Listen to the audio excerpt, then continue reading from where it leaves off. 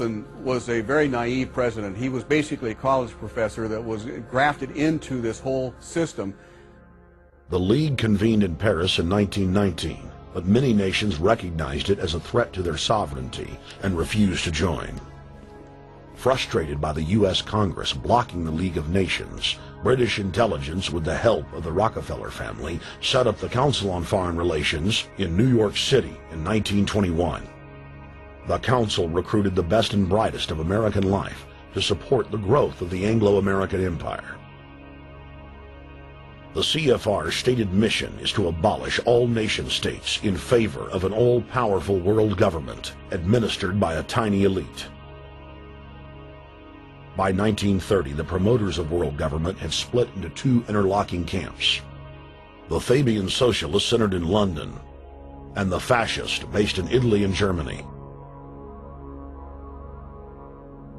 National Socialism will use its own revolution for establishing a new world order. Adolf Hitler. Supporters of the fascists in the United States and England believed that the military should be used to quickly transform the world into a new world order. All the more sophisticated practitioners of globalism stated that incrementalism was the sure path to world domination. Congressional Medal of Honor winner Major General Smedley Butler went public in 1934, exposing an attempt by the robber barons to launch a military overthrow of the United States.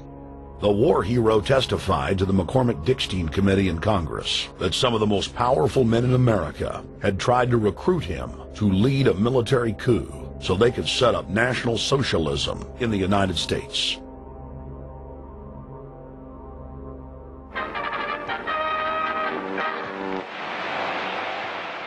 I appeared before the Congressional Committee, the highest representation of the American people, under subpoena to tell what I knew of activities which I believe might lead to an attempt to set up a fascist dictatorship.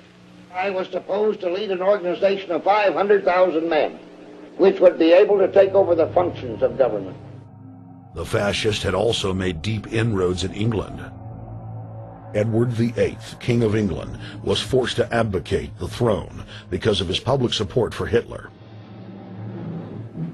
Also es ist dabei nicht nur das negative Problem der Bekämpfung dieser Lehre und ihrer Organisation handelt, sondern die Durchführung der positiven Aufgabe der Gewinnung des deutschen Arbeiters für den nationalen Staat.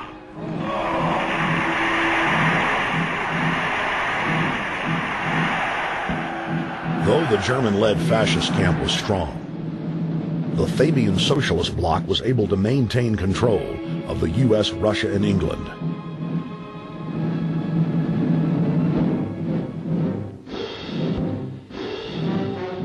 In the build-up to World War II, and during the conflict, the bankers again financed both sides, just as they had done with Napoleon.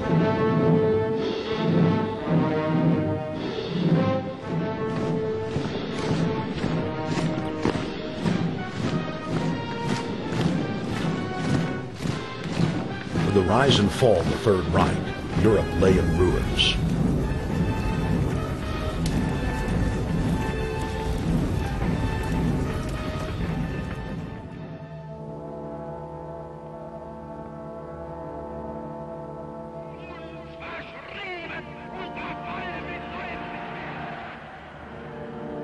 Once again, the elite claimed that only global governance could save humanity from certain destruction.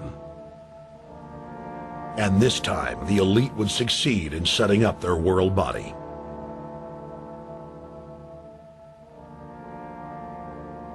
In April of 1945, at the Presidio Naval Base in San Francisco, the United Nations was founded by the victors of World War II. The United Nations complex was then built in New York City on land donated by John D. Rockefeller. Shortly after the elite established the United Nations as their base in the United States, the newly formed World Council quickly began work on the next phase in their plan, the incremental formation of continental superstates. The first step in their trilateral plan was the creation of the European Union. Unifying Europe had been tried many times and was extremely unpopular. Where Napoleon and Hitler had failed to accomplish their goals using force, the globalists would succeed using stealth. The British spearheaded the formation of the Council of Europe on May 5, 1949. The Treaty of London claimed to only establish trade ties between European nations, like NAFTA or GATT in North America. Its true intention was the formation of a European superstate.